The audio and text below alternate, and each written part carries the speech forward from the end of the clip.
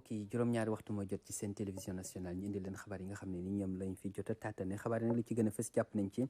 li nga xam ne nii moo di tukki ñu ma ko bii di Anthony Blinken nekk itam secrétaire d'État américain di amal ci suñum réew moom nag ginnaaw ba mu yegsee tey jii nag gisee na ak njiitu réew mi di président Macky Sall ñu am waxtaan woo xam ne itam dox na ci seen biir waxtaan woo itam mu soxal lépp lu jëm ci wàllu kaaraange ak li nga xam ne itam moo doon diggante Amérique ak suñum réew ci jàppale gi nga xam ne itam ñu ngi koy jàppalante ci lépp boo xam ne itam moo doon ay taxawaay yu ñu am la ba tey itam moom Anthony Blinken amoon na waxtaan woo xam ne itam seq na ko ak joriñ gi ñu dénk lépp lu jëm ci wàllu bitim réew ñu am itam waxtaan yoo xam ne nii lépp luy suuxat diggante réewum Sénégal ak réewum Amérique bokk na ci la nga xam ne nii fës na lool ci la ñu doon waxtaane ci wàllu xabaar ba tey fi nga xam ne nii moo doon fa ci mel ni Kaolack ak Fatick am na waxtaan yoo xam ne nii amal nañ ko fa ngir lépp loo xam ne moo doon wàllu kayit yi ak lépp lu itam luy kayit yi maire yi di defar ñu gën cee waggar gën cee mën a am itam njaxlaf kuñ cay njaxlaf loolee nag am na ci kilifteefu jëwriñ ji ñu dénk lépp lu jëm ci wàllu nga xam ne itam moo doon wàllu maire yi moomu di Omar Gueye nekkoon ci diwaanu Sine ak Saloum ngir amal ci waxtaan ak kilifa yi nga xam ne itam ñoom la fekk foofee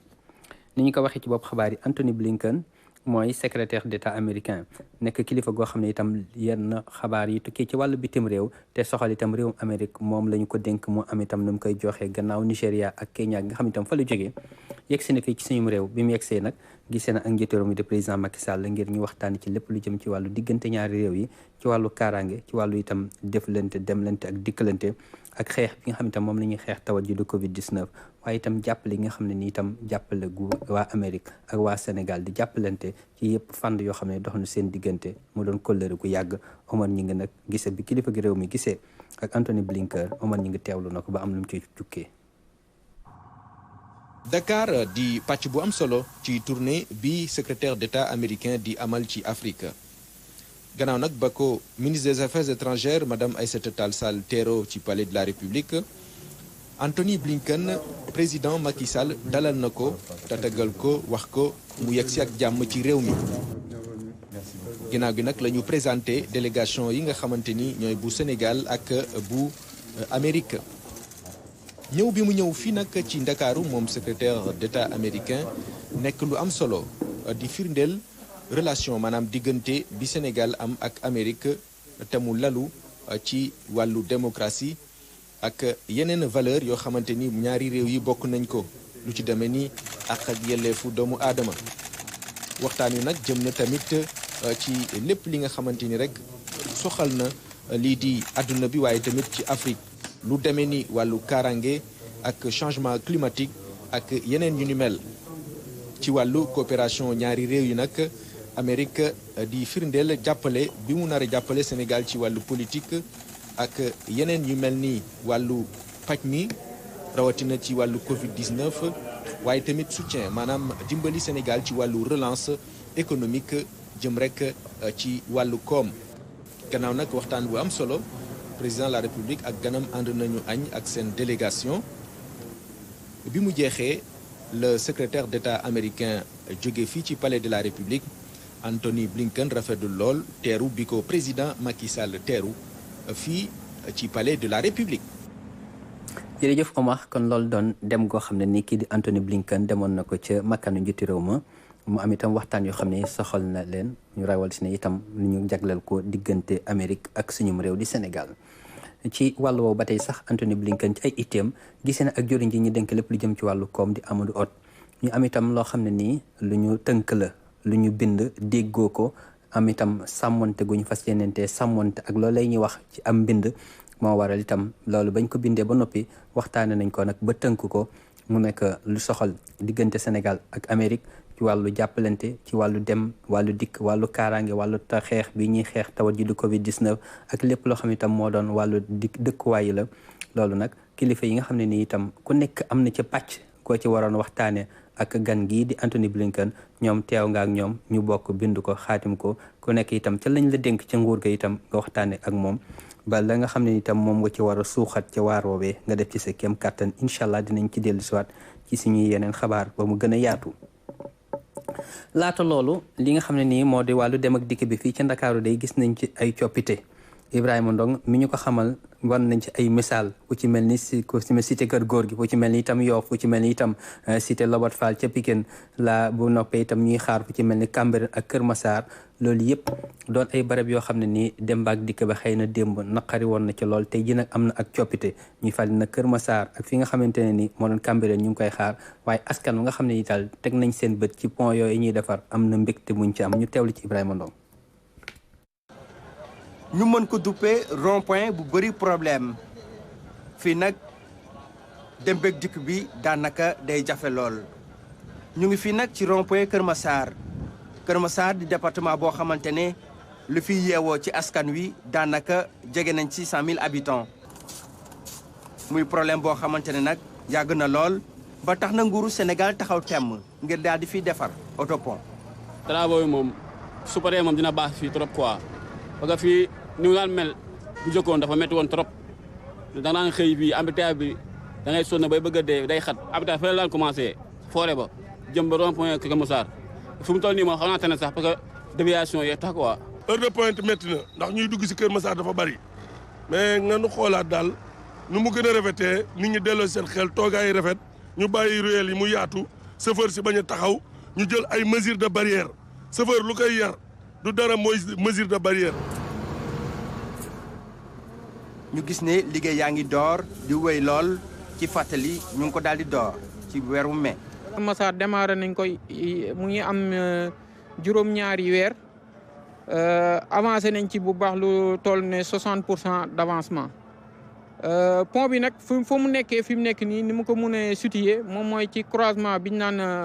tëli bi jugee Malika dem Jaxaay ak croisement bi boo jugee deux voies wu dem autoroute à péage boo jugee ci forêt classée de Mbao ci rond point bi ñu naan rond point station Shell.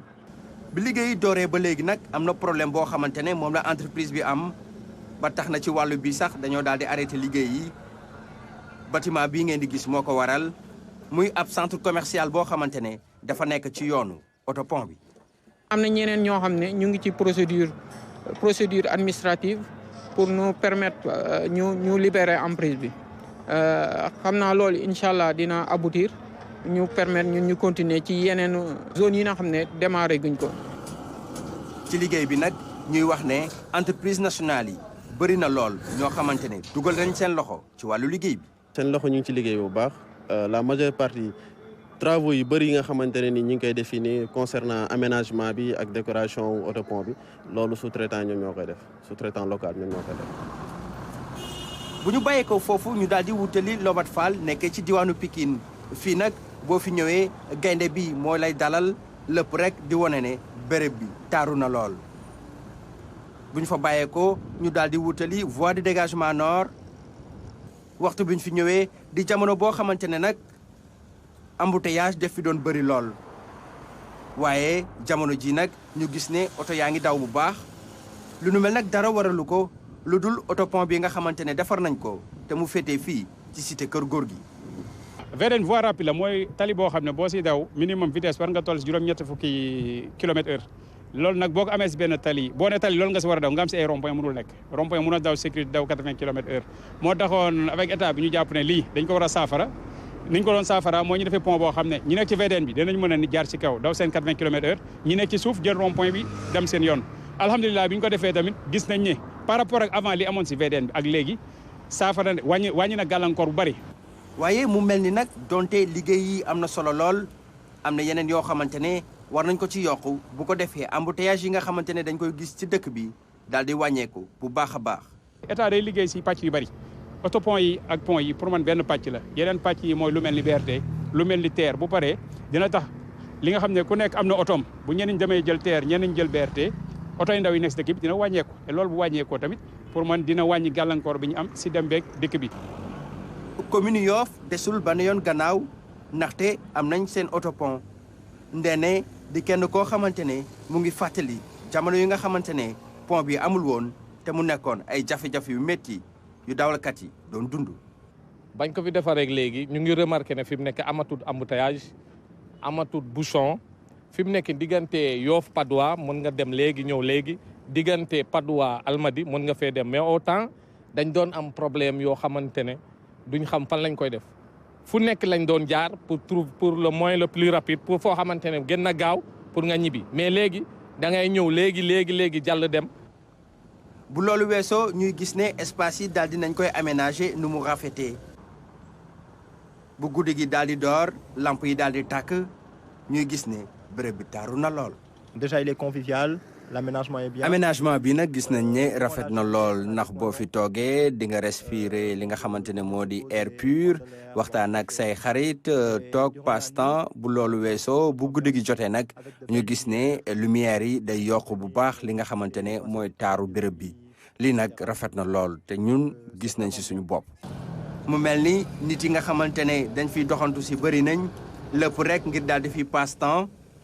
bu loolu weesoo. ñuy gis ne oto yi ñu ngi daw nu mu leen neexee embouteillage amatu fi lépp rek ngir wane ne autopont yi seen njëriñ du lu ñuy naatable ñuy gis ne nag gendarmerie mu ngi ci wet wi ngir saytu bu baax kaaraange askan wi. jërëjëf Ibrahima ba tey duñu tàggu ak yow ndax gannaaw pont yooyu ni ki démb itam yaa ngi am loo doon jukki mu nekk wàllu BRT doon bus rapide transit mu nekk ay bus yoo xam ne ni dañu am seen xàllu bopp ñuy jóge itam fu ci mel ni Petersen ba Guédiawaye toll ci fukki kilomètre ak juróom-ñaar loolu moo am itam yoon woo xam ne ni buñ ca yebee dina am gaaw goo xam ne itam nit ñi dinañ cee mën dem dikk te itam duñ am yenn gàllankoor ci wàllu circulation bi liggéey boobee nag Ibrahima nag moom la ñuy seeti loon xool fan la BRT bi toll ñu teewlu ko. lii nag di ab nataal bu am solo di nataal buy dalal xel lool muy firndeel ne capitalu Sénégal mu ngi bouger bu baax dara waralu ko. lu dul projet bi ñu duppee BRT muy bus rapide transit soo ñëwee ci terrain bi ngay gis ne liggéey yi ñu ngi wéy bu baax a baax. avancement bi boo leen ko xoolee ci fukki pàcc yi ñu def section BRT bi daanaka juróom-ñett yi tàmbali nañ ko entreprise yi ñu ngi ciy góorgóorlu bu baax AGEROUTE bi nga xam ne moom la ñu dénk travaux yi ñu ngi liggéey guddi ak bëccëg fexe ba nga xam ne yéene bi ñu am ci. joxe projet bi ci début 2023 yàlla def ñu egg seeg jàmm moo tax tamit ñu ngi ñaan population yi di leen ñaaxaat ñu gën ñoo gunge ndax yéene bi yëpp mooy changer xar kanamu transport Dakar. bu am solo boo xamante ne askan wi ñu ngi koy rafetlu bu baax bu ñu doxantoo ba fi nga xamante ne moo di Guédiawaye ñuy gis ne liggéey yi sori nañ lool. nag mu dem ba pare compte tenu du fait que nee nañ ñu 15 minutes donc de Guédiawaye à Dakar. dina faciliter aussi vraiment li nga xamante ni mooy ñi nga xamante ni war nañoo quitter Guédiawaye di liggéey Dakar 15 minutes de route vraiment loolu avantage la et dina avancer loo aussi économique Guédiawaye mooy li nga xamante ni aussi Guédiawaye dina doon ba doone ci benn ville boo xamante ni vraiment bu adorable lay doon ville bu propice surtout. fan yi moom gars yi ñi ngi accéléré liggéey bu baax a baax wax dëgg yàlla te aussi tamit yàqu fi dara. c'est moom alhamdulilahi rabbil alamin dañ ciy sant yàlla bu baax ñu ñuy dëkk secteur Guédiawaye bi. parce que wax dëgg yàlla avantage daal ndax boo daan dem Dakar donc da ngay xaw a sonn trop di xaar ay bus donc ak moyen de locomotion transport bi wax dëgg yàlla danañu wàcc daal waaw parce que fi mu ne nii si yàlla dafay jàmm bu BRT bu paree donc dans 15 minutes nga dem Dakar waaw si retour tamit ak 15 minutes kon loolu avantage daal dañ ciy sant yàlla bu baax rek. ñuy gis ne techniciens yi ak ouvriers yi dañuy def seen kéem kattan ngir liggéey gi gën a jëm kanam. non seulement BRT bi dafa prévoir tey jii ci corridor bépp li jëlee Guédiawaye ba Petersen corridor bi yëpp dañuy def ay aménagement paysager mooy ay gàncax yoo xam dañ ko ciy def ngir mu nekk ak nit ñi nekk ak tamit transport bi maanaam bu bañ a nekk projet boo xam ne lépp béton lay nekk comme ni ñu ko xamee woon day nekk projet boo xam ne projet vert lay nekk te daane projet boo xam ni performance environnementale bi loolu lu ñuy saytalo guddi ak bëccëg ci nit ñi seen jafe-jafe yi ñu am dem ak dikk bi ak tamit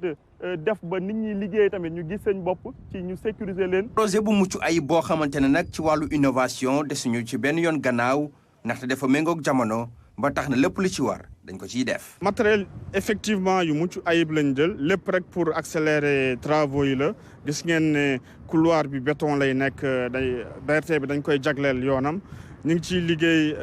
vraiment guddi ak bëccëg. am na nag gàllankoor bu fi jàlloon mooy pande mbas mi fi nekkoon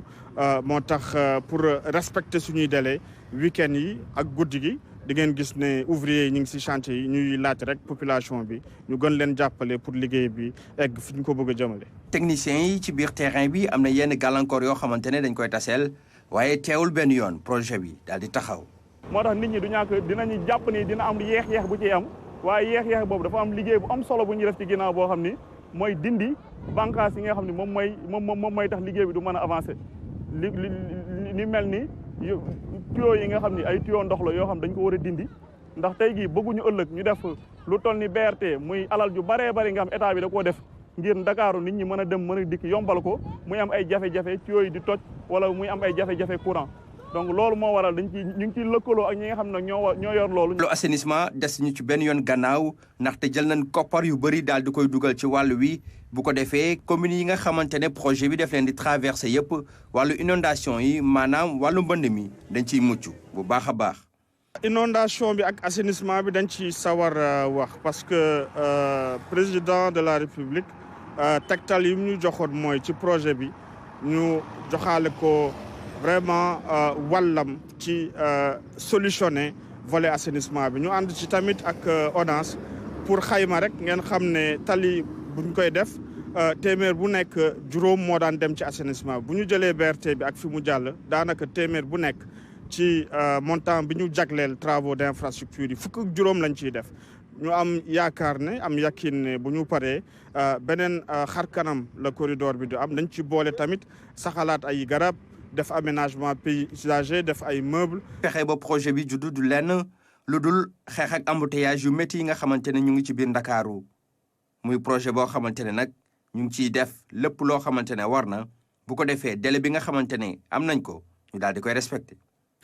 jërëjëf Ibrahima njiitu réew mi di président Macky Sall wan nañ ko tey jii jëbal nañ ko li ñuy wax flamme olympique nag doon na loo xam ne nii daanaka lampe la mbaa itam tos buy niit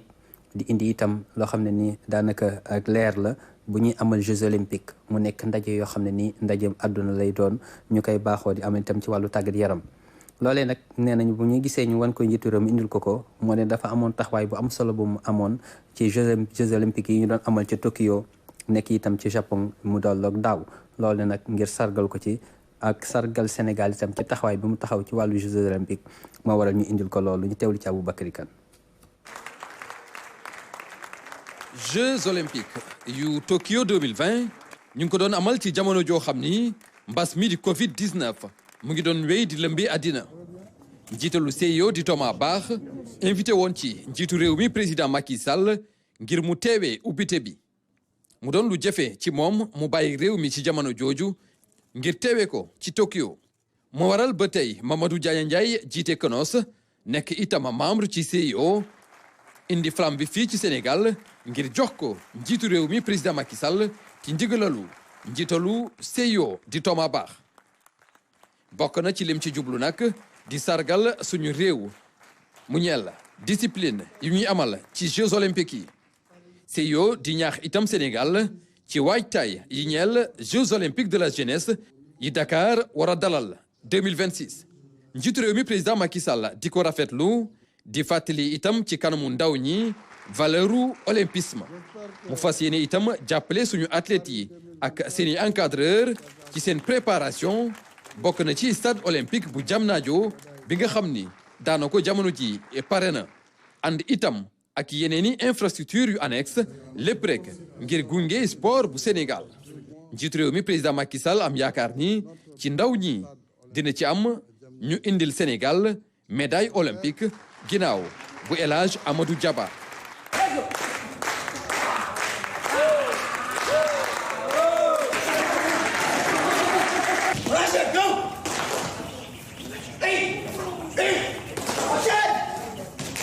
ndaw ñi nag di rafetlu ñaax bi mu leen di ñaax. jërëjëf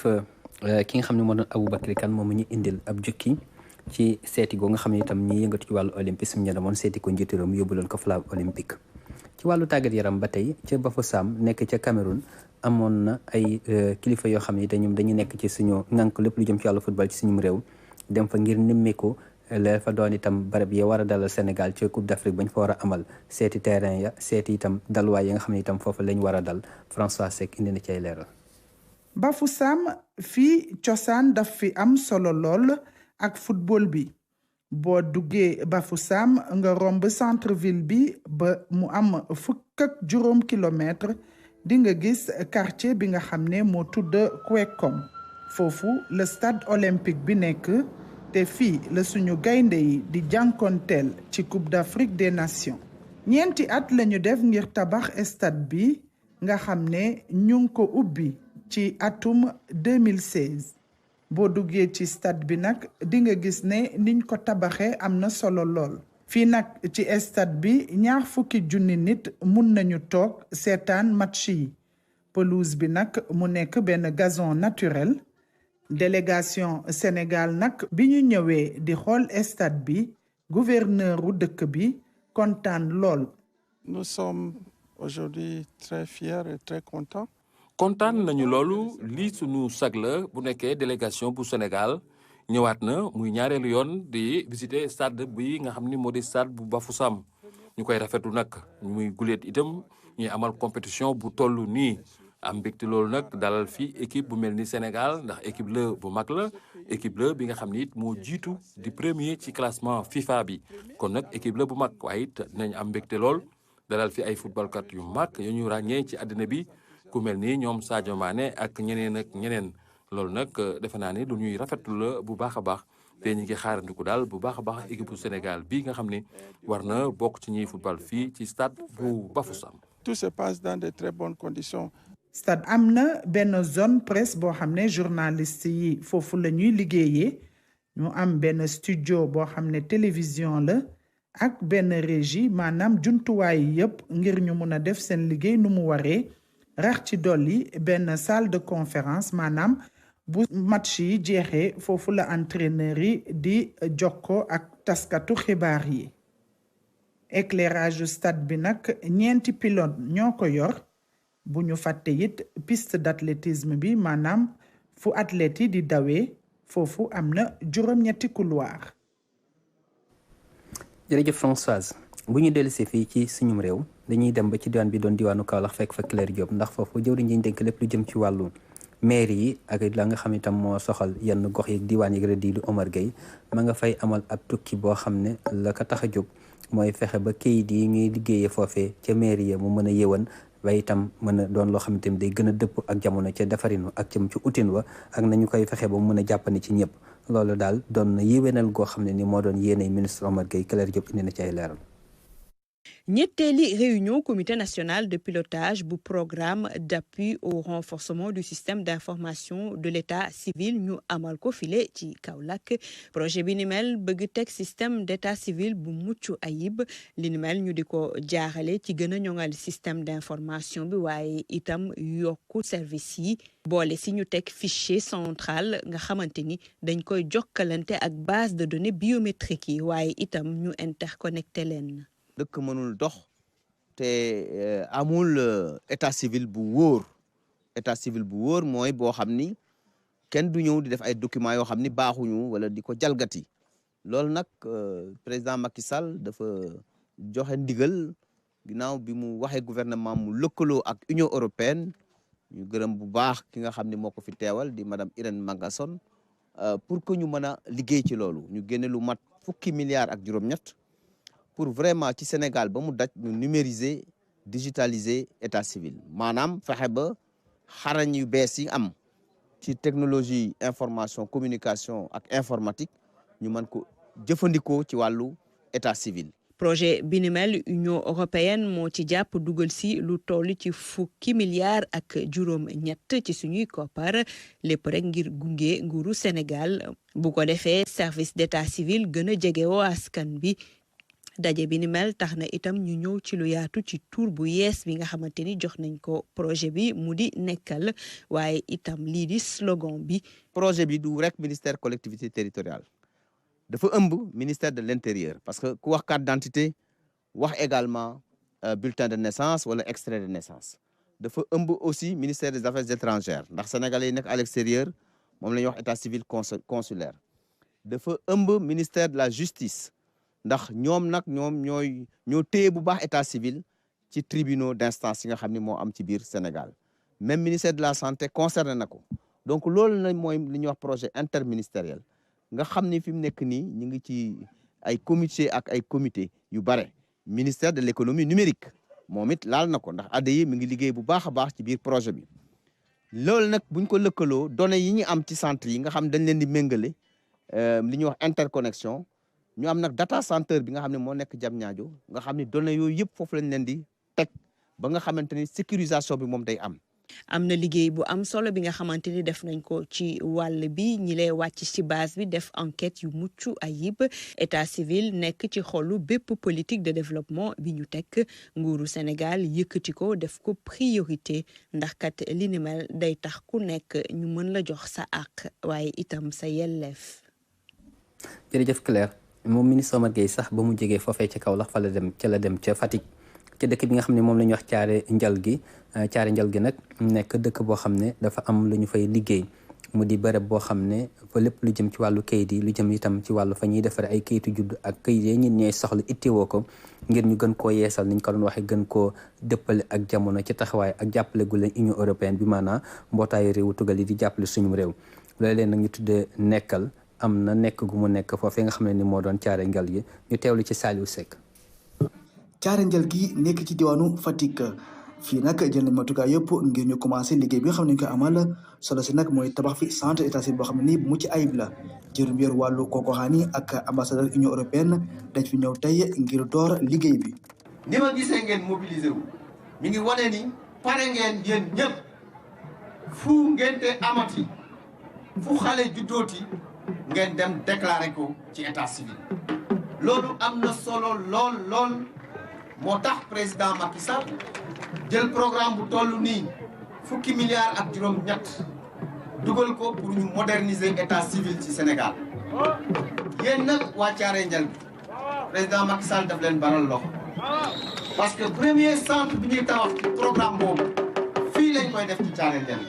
liggéeyu bërëb bi nag daa bokk ci programme bi nga xam ne ko duppee nekkal solo si nag mooy gën a yeesalaat li nga xam ne moom mooy état civil fii ci Sénégal. dañu bëgg fii ak juróom-benn weer parce que normalement liggéey bi juróom-benn weer la war a durer dañu bëgg buñ fiy ñëw di inaugurer centre bi ñu inaugurer waale hôtel de ville bi loolu am na solo te moom lañ leen di wax ñu leen di gën a ñaax nag. ngeen di déclarer les naissances maanaam ku juddu góorgóorlu leen déclarer ku génn àdduna tamit yàlla na yéex dañ ko war a déclarer sëy yi mariage yi dañ ko war a déclarer léeg-léeg nag mu am aussi tàggoo parce que loolu am na ci àdduna dañ ko war a déclarer ñeent yooyu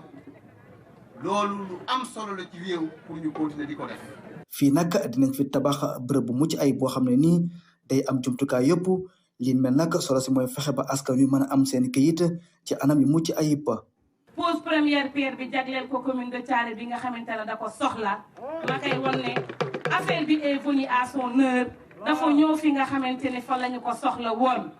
dafa am tuuti fàttali lu bay defaat ngeen xamante ne maa ngi yónnee aussi si président Macky Sall. Le président son excellence fàttewul ne on a cheminé depuis 2008. monsieur le ministre yow yaa ñëw fii ci Thiaré pour indiwaat ñu lii parce que indi woon nga leneen liñ lay wax nga yeggali ko daanaka dafa ñëw ba pare ndaxte ñu bëri bëgg nañ ko amul mu ngi fii nga indi ko fi loolu pareegul nga indiwaat fi leneen loolu pare nit ma waxtaan ak Fatou Kiné mu ne ma yaa ngi koy jàppale yaa ngi koy recevoir te yaa ngi koy dimbali ci commune am bi donc kon loolu ñu ngi la koy encore di la gërëm di la ko dénkaat parce que jigéen la. te jigéen nag boo nekkee ci mbir ba ñu ne la yow la sas nañ la. diwaan bi nag ñu duppee Thiaré Ndial gi moom nag mooy dalal centre bu njëkk bi nga xam ne tabax nañ ko ci programme bi nga xam ne ñu ko duppee nekkal fii ak 2023 nag dinañ fi tabax lu toll ci fanweer ak ñeenti centre yoo xam ne nii solo si mooy fexe ba yeesal état civil fii ci diwaanu Sénégal. jërëjëf ki nga xam ne ni moo doon Saliou Seck Amadou Diop moom dañoo lijjantil li nga xam ne moo doon ittee waa LONASE di kërug loterie ci ngañaay yoo xam ne itam gañe nañ ko mu toll ci juróom-ñaar fukki millions ak ñaar ak yeneen liggéey yoo xam ne semb nañ ko ñu teewlu ci Hamidou Diop. ci buntu bureau poste bi nekk ci Bargny bénéficiaire bourse de sécurité familiale yi ñoo ngi toog di xaar ñu fay leen fépp nag ci biir réew mi payoor gi tàmbali na kii jiite kuréel gi di délégation générale di saytu wàllu protection sociale ak solidarité nationale ñëw xool fii liggéey bi naka la tëddee. comme nu ñu tàmm di def chaque fois que ñu war a fay bourse yi ñu dem déplacé wu foofu xool ndax fay bi mu ngi jaar yoon am occasion saafonte ak personnel poste bi waaye saafonte aussi ak bénéficiaire de bourse yi laaj leen ndax am nañ satisfaction laaj leen finance niñ leen di joxe paiement bi ndax jaar na yoon ñu constaté ñun ci suñu bopp conditions yi ba paa jaale en même temps fan la ñu toll ci payin bi. fii nag matukaay yëpp jël nañ ko ngir nag képp ku war a jot ci bourse yi ñi daal di lay mën a fay. di remercier le président de la République moom mu jël initiative di fay bourse familiale aussi directeur général bu poste ndax def na jox na condition yoo xam ni pour paiement bourse bu am benn problème à chaque fois suñu directeur régionaux yi ñu ngi ñuy oo diñu wax fu ñu toll nag à chaque fois bu ñu amee problème xaalis ba la bon ñu indil ñu xaalis. fu mu tollu tembe lu toll ci 316 000 ménages ñoom nag ñoo ngi bénéficié wu ci bourse de sécurité familiale nga xam ne juróomi junni la ñetti weer yu ne luñ ci jublu nag mooy fexe ba gën leen jàppale ngir gën a mën a ñoŋal seen dundin. jërëjëf ñu indi ak joyanti Amidou xam naa ne dinañ ñëw ak yow ci wàllu loterie di LONASE waaye li ñu doon indil ab jukki moo di fay gu ñuy tàmbalee fay ñi nga xam ne itam ñoo am bourse de sécurité familiale mu nekk koppar yu ñuy jagleel ñi nga xam ne itam ñoom la seen loxo jotul seen ginnaaw te itam ñu sàkku ko ndimbal itam mu jóge ci nguur gi. li ñuy def nag moo di teewlu docteur El Hadj Mamadou Ndiaye ci li nga xam ne moo doon tolluwaay tawat ji di Covid 19 ci suñu réew. ci junni ak ñetti téeméer ak fanweeri test yi ñu def amul kenn ku am doomu jàngoro ji toujours ñu xamal leen ne ci bilan tey bi amul kenn ki nga xam ne tamit dina génn mooy maanaam dina génn ci hôpital wala ci malade yi nga xam ne ñu leen doon topp ci biir kër yi di leen xamal tamit que ñett malade ñoo nekk réanimation amul kenn tamit ku génn àdduna bésu démb ajjuma fukki fan ak juróom-ñeent ci weeru novembre ñu nekk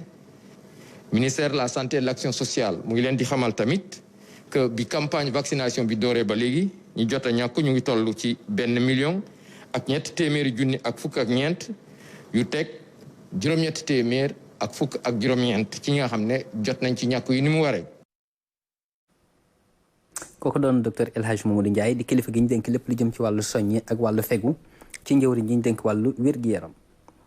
fi nga xam ne nii moom moo doon centre culturel français mu nekk makkaan moo xam ne nii dañuy fay faral di amal ay yënguti ci wàllu musique ak lu ni mel ca da itam ñi waa France di ko toppatoo fii ñoom day amaloon nañu waxtaan woo xam ne nii lañ ci jublu moo di kañ ak sargal ay soxna yoo xam dañuy yëngatu ci wàllu tàggat yaram loolee nag mu ñu màndargawu ci lool itam ñeneen ñooñu itam fokk ñu jaajëfal leen ba amuñ waxtaan yoo xam ne itam doon nañ ko fa def ñu teewlu ci Fatou Diouf. Place du souvenir bërëb bu symbolique lañu tànn ngir xamle ak public bi album bu orchestre jigéen ñi gannaaw ñetti at ñu ci liggéey tey ñu génnee fukki morceau ak ñeent.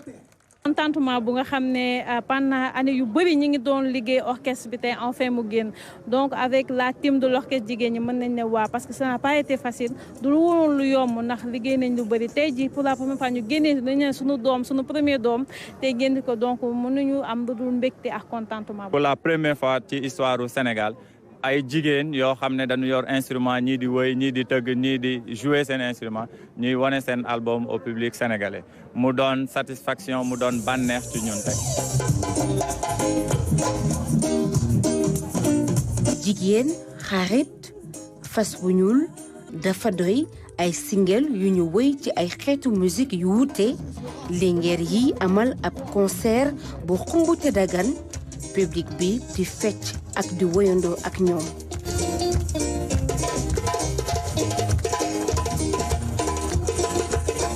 ay style de musique am na mbala am na traditionnel am na reggae am na jazz am na soul music am na lépp lu nga xam ne mélangé nañ ko bu bëri te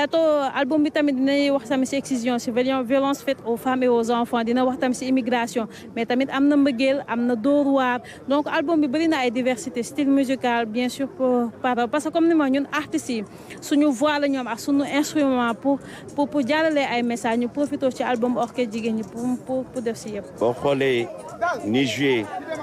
kii joué batterie kii def clavier ba ca kay joué guitare ah ñoom seen waajur bu góor mu doon Safir Dieng joué ndoonoon donc ñoom deret nekk na seen deret la ci ñoom musique mbégte la ci ñun moo tax tey xam nga boo nekkee artiste toog nag di seetaan ñeneen di jouer nga leen di tàccu waaw dafay neex quoi. ci benn instant da nga toog mënatoo ko mën daal nga ne faaw ma jóg. ma ne faaw ma jóg quoi faaw ma jóg ànd ak moom ci sabar yi déglu ko moom nag mu diriger man ma nekk ci ginnaaw ba benn moment ma jël micro bi ba big up leen faw ak ñoom mu neex et dama leen di encourager nag parce que ñoom war nañ mën a def tournée internationale bu mag.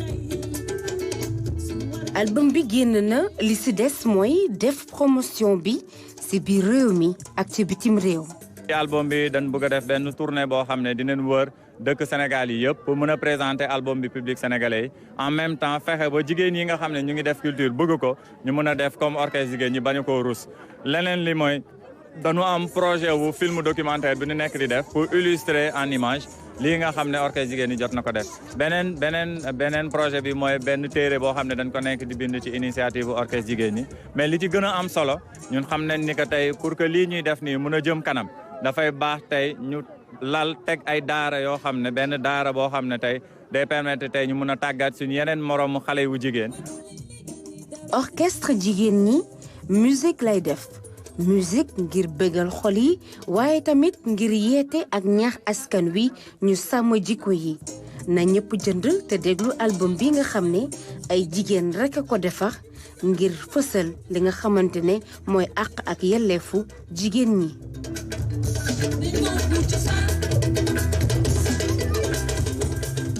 jërëjëf Fatou moom mi ñuy jëndaloo bande boobu kon Fatou moom moo ñu doon toppal loolu nga xam ne nii moo doon bande bu orchestre boobu doon génn la kon ñu ñëw bon ci bande ki nga xam ne nii nag moom moo doon bande Ndeye Coumba Ndiaye mi ñu demaloon fi nga xam ne nii moo di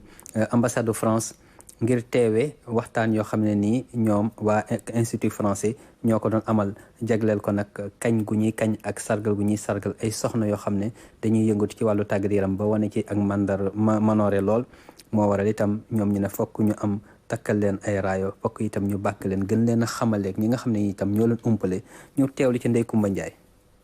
jigéen ñi ay kàngam lañu ci tàggat yaram yi ñuy def ci guddi gi waxtaanee nañu seeni jaar-jaar ak seeni yaakaar. feccum liir bu neexee nday jàpp ci mbaggam leen nag la ñu nekk moo xamante ne mooy club bi ñuy def nii nee naa ne du club d'influence club bu appel la pour ñaan wax xale yi jigéen ñi ak mag ñeeg ndaw ñi ñëpp sport dafa baax ci yaram. dañ leen fee taxawal rek waaye ñoom moom lii yëpp te dañ wax ñaan tamit pour ñu am nuñ koy mën ko tëwee pet taskatu xabaar yi mën a jàppale jigéen ñi def sport dañ koo manqué parce que am na sport yoo xamante ne ñu ngi existé mais kenn xamu leen. Sénégal bari na ay sportifs yu trop buñ la ci tànnee pour yow nga bokk si ñi nga xam ne ñoo jiite projet bi dañ koy rafetlu di engagé wu bu baax pour que yaakaar bi nga xam ne moom lañ am si ñun ba dugal ñu si cercle bi ñu mun koo matale. am yaakaar si sport féminin moo tax ma engagé wu si ni ma si engagé woon ni di ci dem duma ci bàyyi dara dama si engagé wu jusqu'au bout parce que pour man y a pas de limite il faut oser et quand on ose on va avoir du résultat te si sama yaakaar avenir du sport ci jigéen ñi lañ koy gis. kilifa yi fa teewoon xam nañu rôle bu am solo bi ñu war a jouer ngir taxawu tàggat yaramu jigéen ñi. remercier véritablement ambassadeur bu France ci Sénégal nga xam ni moom mën naa ni moom ak ay services am ñoo jàppale initiative ba mu juddu bien entendu ak les fédérations sportives yi ak comité olympique. xew-xew bi nag mooy ni dafa am ay jigéen yu doomu Sénégal yoo xam ni dañoo yàgg a yëngatu ci sport def ci jaloore bu nekk am ci def ci lu nekk am ci jaloore bu nekk xëy tey ni ñoom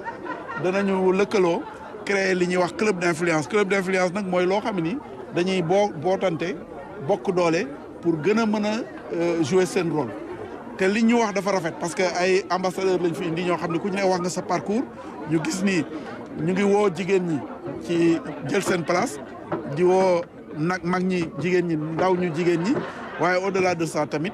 ñu ngi def ay actions très concrètes sur le terrain te loolu dafa dal xel. soirée bii nag tax na ba ñu gën a ràññee mbooloo mu takku ci jigéen ñu teewoon tey yëngu ci wàllum tàggat yaram xarañ nañu lool ci li ñuy def ci domaine boo xam ne góor ñi ñoo fa ëpp. jërëjëf Ndeye Coumba Ndiaye Eiffage doon na kër goo xam ne nii gu xeeñ la lool di yëngatu ñu min ko lool itam ci wàllu liggéey ay tali ak ay taax ñoom nag ci samp gi ñu samp suñu réew boobaak léegi neen am nañ juróom-ñeent fukki at ak juróom moo waral nag ñu am dundal ak fàttaliku gu ñuy fàttaliku seen i jaar-jaar loolu itam war a daje ak ñetteelu at bi nga xam ne dinañu amal li ñuy wax marathon bu Eiffage marathon boobee nag mu nekk daw ak dox boo xam ne ni daanaka dañu koy amal ngir tàggat yaram waaye itam jongante ci seen biir ñu teewlu ci Seydina Aline Fall. boobaak léegi toll ci juróom-ñeent fukki at ak juróom yi nga xamante ne ni groupe Eiffage mu ngi fii ci Sénégal